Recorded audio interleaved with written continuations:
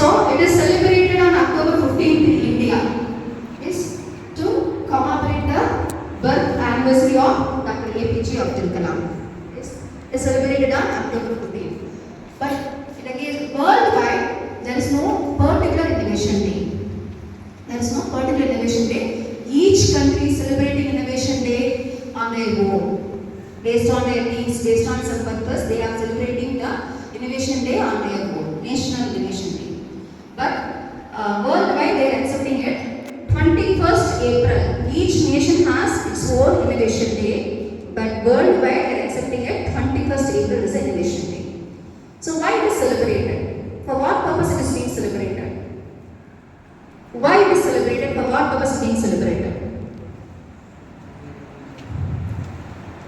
Yes. எதுக்காக innovation டே அப்படின்னு celebrate பண்ணணும்? மதர்ஸ் டே, ஃபாதர்ஸ் டே, ஃப்ரெண்ட்ஸ் டே அப்படின்ட்டுலாம் இருக்கு இல்லையா? அப்போ எதுக்காக இனோவேஷன் டே ஒரு ஸ்பெசிஃபிக்காக செலிப்ரேட் பண்ணணும்? To motivate the entrepreneur, am I right? To motivate the entrepreneur, to bring new ideas, to support the innovation. So இதுக்கு எல்லாமே வந்து இனோவேஷன் டேன்னு சொல்லிட்டு ஒரு ஸ்பெஷல் டே வந்து அலோகேட் பண்ணி அந்த டேஸில் some special events they are organizing. Okay.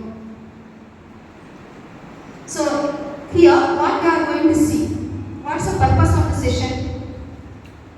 As I already mentioned with you, I have to create a spark with you. இல்லையா?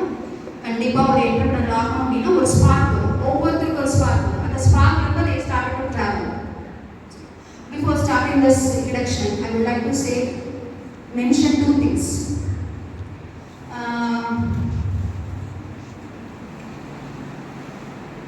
There is a person called Ponnudurai. Have you heard about it? Ponnudurai அப்படிங்கிற ஒரு person. அவரை பற்றி தெரியுமா? யாராவது படிச்சிருக்கீங்களா? சரி. Line dates பற்றி தெரியுமா? எல்லாருக்குமே தெரியும் இல்லையா? லைன் டேட்ஸ் அப்படின்னா தெரியும். பட் பொன்னுதுரைனா யாருன்னா தெரியாது. ஸோ பொன்னுதுரை அப்படிங்கிறது CEO of this Lion Dates company. So இனிஷியலாக அவர் என்ன பண்ணினார்?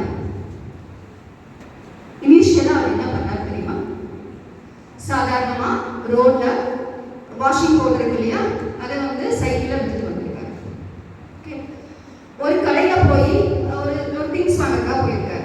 கடையில் போய் பார்க்கும்போது அங்கே அந்த அப்போல்லாம் வந்துட்டு ஹேண்ட் டேட்ஸ்லாம் இருக்காது.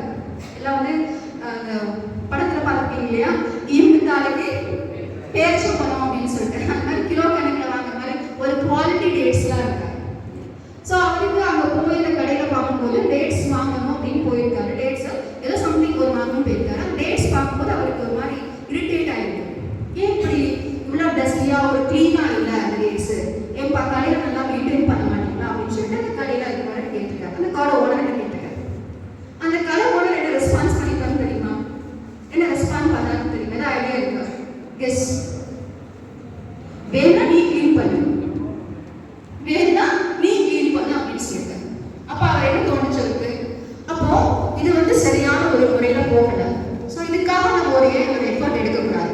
ஸோ டேட்ஸ் வந்து க்ளீன் பண்ணி நம்ம ஏன் மார்க்கெட் பண்ணக்கூடாது, நம்ம ஏன் வந்து சேல் பண்ணக்கூடாதுன்னு சொல்லி அவருக்கு ஒரு இடத்துல ஒரு ஸ்பார்க் கிரியேட் ஆகி அதுக்கப்புறம் என்ன பண்ணாரு, இதை வந்து ஒரு பெரிய டேட்ஸ் வந்து க்ளீன் பண்ணி பேக் பண்ணி ஃபஸ்ட்டு லோக்கல் மார்க்கெட்டில் டிஸ்ட்ரிபியூட் பண்ணாரு.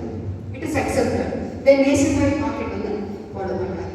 நெக்ஸ்ட் அதில் என்ன நியூவாக இனோவேஷன் கொண்டு வந்தாரு. சப்போஸ் வயசானவங்கனால டேட்ஸ்ல என்ன சாப்பிட முடியாது இருக்காங்க, we created innovative idea Lion syrup.